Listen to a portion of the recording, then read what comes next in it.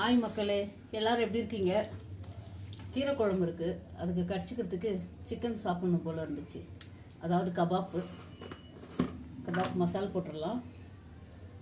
ஒரு ஸ்பூன் இஞ்சி பூண்டு பேஸ்ட்டு போட்டுக்கலாம். அது கூடவே ஒரு ½ லெமன் புழிஞ்சிக்கலாம். அங்கே கபாப் மசாலா போட்டுக்கலாம். அங்கே ரொம்ப சிம்பிளாக மசாலா போட்டாச்சு. இப்போ இது ஒரு 15 நிமிஷம் ஊறட்டும், அதுக்கப்புறம் ஃப்ரை பண்ணலாம். 15 நிமிஷம் ஆயிடுச்சு. எண்ணெய் சூடேறிடுச்சு, போட்டுடலாம். அதில் கொஞ்சம் கருவேப்பிலை போட்டுக்கலாம். ஹாய் மக்களே, கபாப் ரெடி ஆகிடுச்சு. இல்லை லைட்டாக லைம் புரிஞ்சு விட்டுட்டு அது மேலே ஒரு வெங்காயத்தை வச்சு